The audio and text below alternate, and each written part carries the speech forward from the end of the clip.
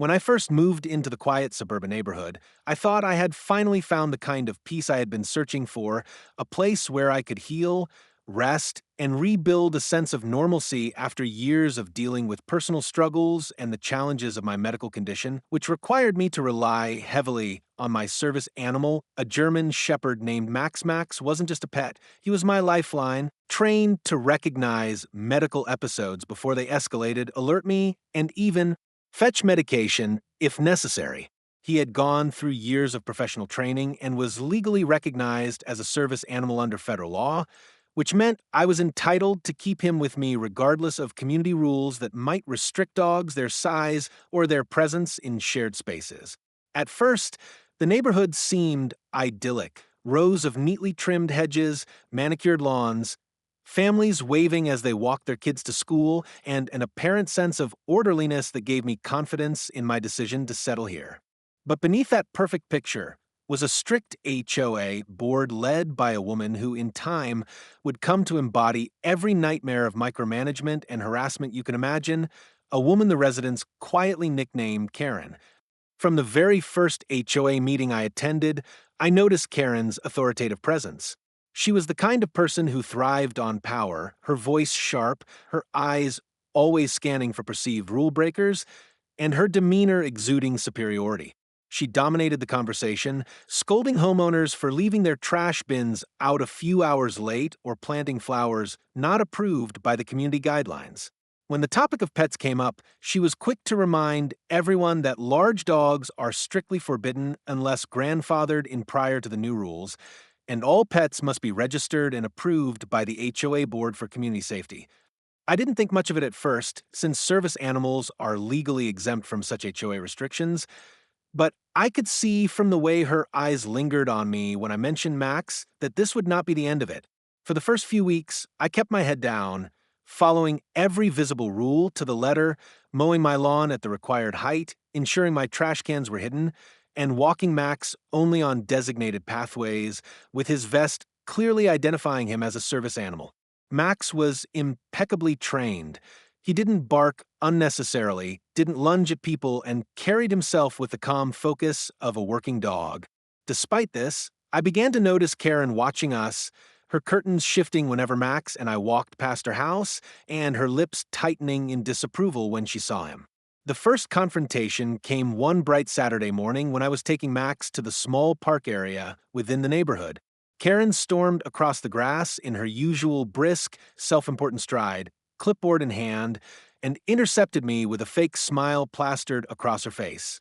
"Excuse me," she began, her voice dripping with forced politeness. "I couldn't help but notice that your dog appears to be in violation of HOA policy. Large breeds are not permitted within the community unless approved, and I don't recall seeing your animal registered." I calmly explained that Max wasn't a pet, but a service animal protected under federal law and therefore exempt from their arbitrary HOA restrictions. I even pointed to the vest he wore, which clearly displayed the words "service dog, do not distract." Instead of backing down, Karen's expression soured. "Well," she said in a tone that suggested she thought she had outsmarted me, "just because you call him a service dog doesn't mean he is one. People make that claim all the time to get around the rules. We'll need proof. Until then, I expect you to remove him from community areas. He's intimidating to children, and several residents have already expressed concern." That was a blatant lie. I had spoken with many neighbors who adored Max, often stopping to pet him when I allowed it, or complimenting his calm temperament. Still, I decided not to escalate the situation then and there. I told her I had no problem providing documentation and walked away, though I could feel her eyes drilling into my back. That incident was just the beginning. Within the following weeks, Karen sent me 3 separate violation notices claiming Max was unregistered, dangerous, and disturbing the peace. Each letter threatened escalating fines and even potential removal of my dog from the property if I did not comply. At first, I thought it was some kind of mistake, but the language made it clear Karen was targeting me deliberately. The stress began to weigh on me, not because I doubted my legal standing, but because I knew how relentless people like her could be. She thrived on intimidation, hoping I would cave to avoid conflict. But she didn't know me or Max. The more she pushed, the more resolved I became to stand my ground. I gathered Max's certification documents, letters from my doctor confirming my need for service animal, and even federal ADA guidelines that clearly stated HOAs could not ban or restrict service animals under any circumstance. I thought presenting this to the HOA board at the next meeting would resolve everything quickly. What I didn't anticipate was how far Karen would go to assert her power, how she would twist facts, manipulate the board, and even attempt to rally neighbors against me in her obsessive campaign to drive Max out of the community. That night at the meeting, with residents seated in folding chairs and Karen presiding at the front like a queen on her throne, I realized I was in for a battle much bigger than I expected. A battle not just to protect my rights, but to defend the very presence of my service dog, the one creature who had never once failed me when I needed him most. The HOA meeting where I presented Max's documentation was supposed to be the turning point, the moment where reason and law would prevail over petty power games, but Karen had clearly prepared to make it a spectacle, twisting the narrative to paint me as a problem neighbor rather than someone simply exercising their legal rights. The community room was packed that evening, homeowners filing in with murmurs of curiosity because Karen had circulated a letter beforehand claiming there would be a discussion on potentially dangerous animals threatening resident safety, a blatant attempt to cast Max as some menace before anyone had the chance to hear the truth. I sat quietly in the middle row with Max lying calmly at my feet, his vest visible, his ears alert but relaxed, while Karen stood at the front with her clipboard, tapping it for emphasis as she welcomed everyone and immediately dove into her dramatic retelling of the issue. She exaggerated every detail, claiming residents had expressed fear of an aggressive German Shepherd wandering freely through shared spaces, despite the fact that Max was always leashed and controlled. She described me as non-compliant with community guidelines and implied I had been evasive when asked to provide paperwork, completely glossing over the fact that I had informed her multiple times that federal law exempted service animals. When she finally gestured toward me with that smug, performative sigh of hers, saying, "And now the homeowner in question will have the opportunity to explain why he believes the rules don't apply to him," I stood, steadying myself against the irritation boiling inside, and calmly laid out my case. I presented Max's official training certification, my doctor's letter, and copies of the ADA guidelines, reading aloud the section that explicitly prohibited HOAs from banning or restricting service animals. I emphasized Max's role as a working dog, not a pet, and explained that his presence wasn't a matter of convenience but necessity for my health and safety. I even invited anyone to observe how he behaved around people, pointing to him lying silently by my feet, his tail gently wagging, as if to remind everyone that he was no threat. Some neighbors nodded in understanding, whispering among themselves, but Karen immediately cut in with her condescending tone, saying, "Well, anyone can print something off the internet and call it a law, but this is a private community, and we set our own standards. We have to consider the comfort of all residents, not just one." Her words dripped with the arrogance of someone who believed their HOA power trumped federal law, and though I expected resistance, the sheer audacity of her dismissal left the room in stunned silence. One man raised his hand and asked, "But if it's a service animal, doesn't federal law protect him?" Karen waved her hand dismissively, claiming that service animal fraud is rampant these days and that she had reason to doubt my claim. That was the moment I realized she wasn't just misinformed, she was deliberately ignoring the law to bully me. I looked around the room, meeting the eyes of neighbors who seemed uncomfortable, and spoke firmly. This isn't about fraud. This is about my legal right to have a trained service animal. If this board continues to harass me or threaten to remove my dog, you will not only be violating federal law, but exposing the HOA and its members to serious legal liability. The word liability seemed to strike a chord because murmurs grew louder, some homeowners whispering about lawsuits, others shifting uneasily in their seats. Karen's face tightened, her lips pressed into a thin line, but she refused to back down. She announced that the board would review the documents and consult with legal counsel before making a determination, then quickly moved the meeting to other topics, clearly trying to regain control of the room. I sat back down, Max leaning against my leg as if to reassure me, but I could feel the weight of what was coming. True to her nature, Karen didn't stop after that meeting. Over the next several weeks, she escalated her harassment campaign, sending me more violation notices, this time with steeper fines attached, and even attempting to claim that Max's presence was causing property values to decline because potential buyers might be deterred by large, aggressive dogs in the neighborhood. It was laughable on its face. Max hadn't so much as barked at anyone, but she knew how to frame things in a way that sowed fear and division. At one point, I caught her standing on the sidewalk outside my house with two other board members, pointing at my yard where Max was lying quietly in the shade, jotting notes as though they were conducting some kind of surveillance operation. When I stepped outside to ask if there was a problem, Karen gave me that smug smile again and said, "We're just documenting ongoing violations. Don't worry, you'll be hearing from us formally." The stress mounted, but I refused to let her see me crack. Instead, I began documenting everything, every notice, every interaction, even taking photos and videos of Max's behavior during walks to show he was anything but dangerous.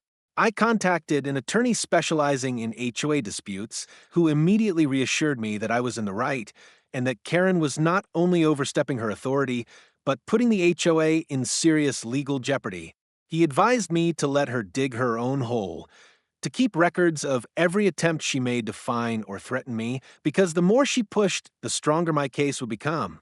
Meanwhile, the community itself started to divide. Some neighbors quietly approached me to say they supported me, that they thought Max was wonderful, and that Karen was going too far. Others, perhaps swayed by her constant fear-mongering, avoided me entirely, pulling their children closer when I walked by, even though Max never so much as twitched in their direction. It hurt, not just because of the isolation, but because it showed how easily misinformation could spread when someone like Karen controlled the narrative. Yet through it all, Max remained my anchor, his steady presence reminding me why I had to stand firm. He wasn't just my dog, he was my protector, my partner, and my lifeline. And if Karen thought she could take him from me, she was about to learn just how wrong she was. The breaking point came when I received a formal letter from the HOA declaring that Max was officially deemed a threat to community safety and that I had 14 days to remove the animal from the premises or face legal action. That letter, written on HOA letterhead and signed by Karen as president, was the moment everything shifted. She had crossed a line from harassment into outright illegality, and I knew it was time to push back with everything I had. The letter demanding Max's removal ignited something in me that went beyond frustration. It was the realization that Karen had gone too far, and now she had given me tangible, undeniable evidence of her overreach and abuse of authority, something my attorney practically celebrated when I brought it to him the very next day. Sitting in his office, with Max lying obediently at my feet, I handed over the letter and watched as his eyebrows shot up in disbelief. "This," he said, tapping the paper with the back of his pen, "is a gift. Not only is she openly violating federal law, but she's put it in writing on HOA letterhead and signed her own name to it. Do you understand what that means? She's just made your case ironclad. The Americans with Disabilities Act is clear on service animals, and the Fair Housing Act doubles down on it. She cannot, under any circumstance, demand you remove a service animal. What she's doing is discrimination, plain and simple." He explained that we could take multiple routes: file a federal complaint with HUD, initiate legal action against the HOA for discrimination, or even seek damages for emotional distress caused by her relentless harassment. But he suggested we give Karen enough rope to hang herself, further, to show a pattern of behavior that would make it impossible for her or the HOA to defend themselves. I agreed because part of me wanted her to fully realize the consequences of her actions, to learn that bullying people under the guise of rules had real-world repercussions. Over the next week, my attorney sent the HOA a formal cease and desist letter outlining my legal protections and demanding they immediately retract their order regarding Max. The letter cited specific federal statutes and warned of potential fines, lawsuits, and personal liability for board members who participated in discriminatory practices. I knew Karen wouldn't take it well, and sure enough, within days, I noticed her skulking around the neighborhood, whispering with other board members, trying to rally support. Flyers appeared in mailboxes warning residents about the dangers of fraudulent service animals and claiming that community safety is at risk if exceptions are made. The language was inflammatory and, frankly, laughable, but I could see how some residents might fall for it. Yet, at the same time, cracks in her influence started to show.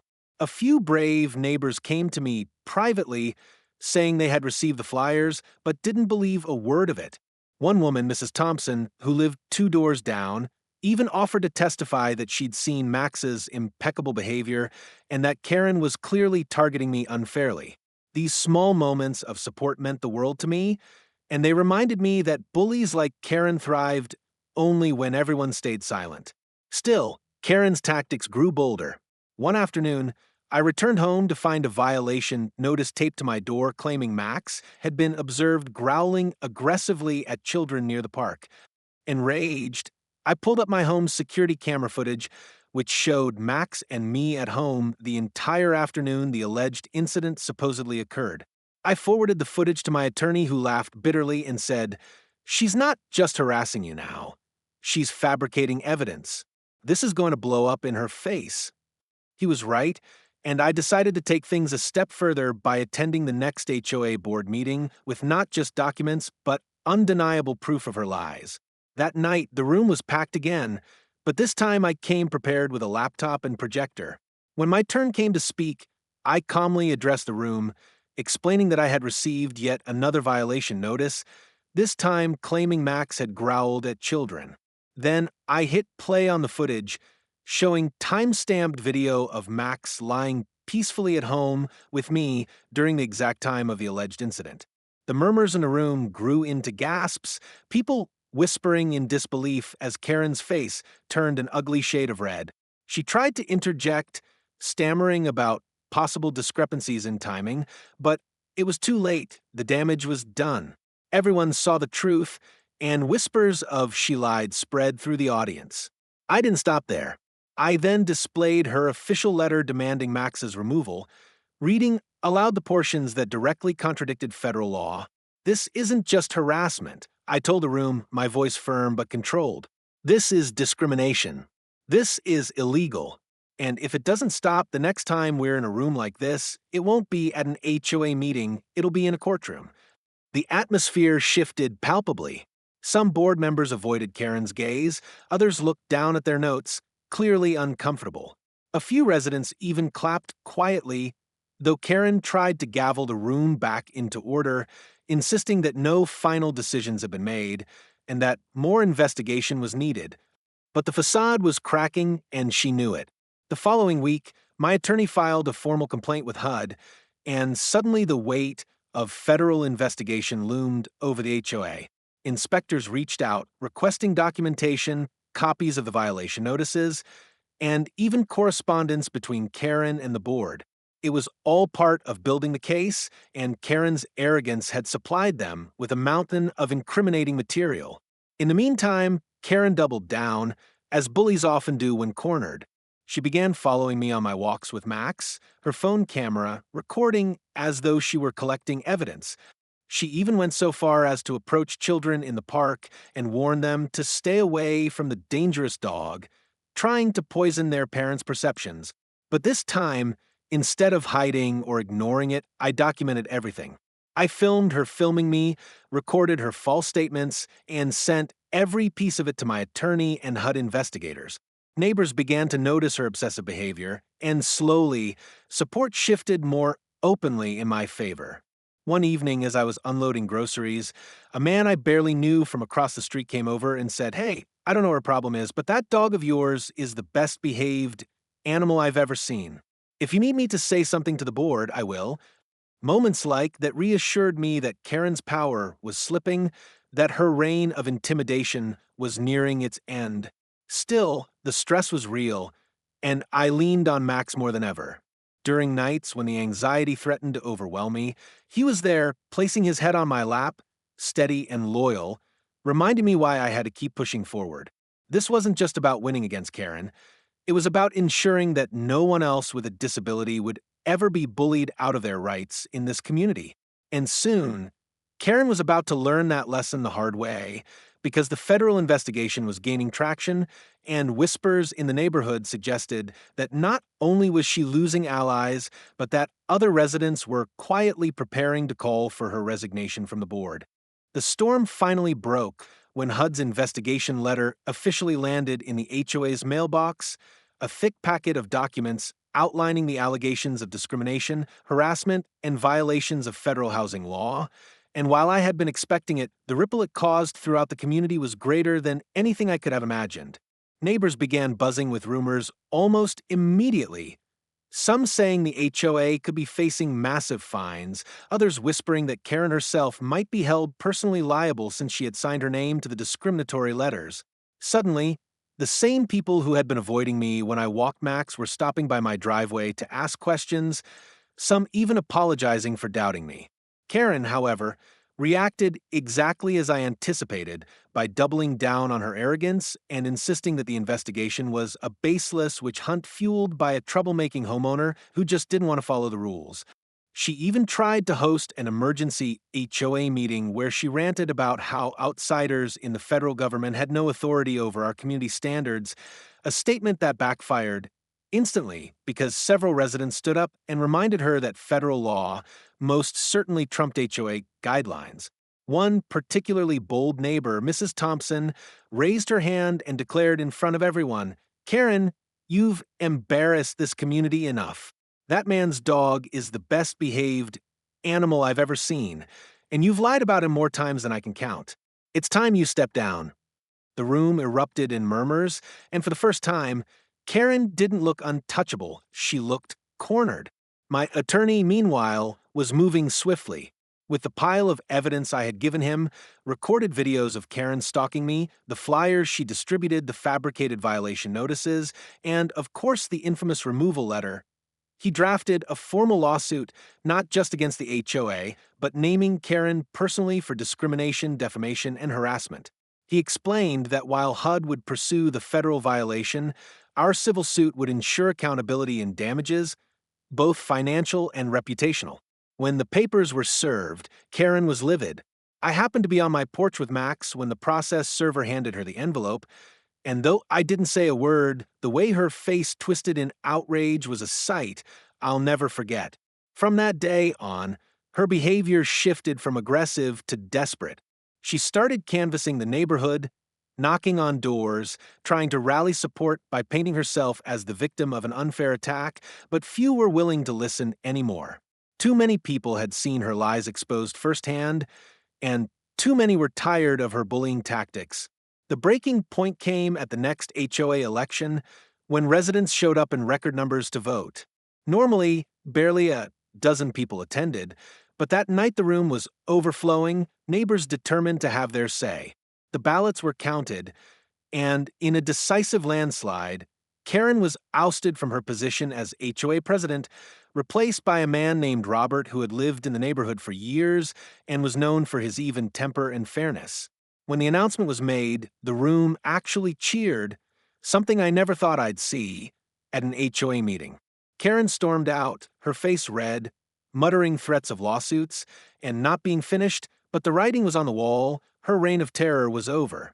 In the weeks that followed, the neighborhood felt lighter, as though a weight had been lifted. Robert reached out to me personally, apologizing for the ordeal and assuring me that under his leadership, the HOA would comply fully with federal law and respect my rights. He even suggested organizing a community education session about service animals so that everyone could understand the difference between pets and protected service dogs, something I gladly agreed to participate in with Max by my side. That session turned out to be one of the most healing experiences of all.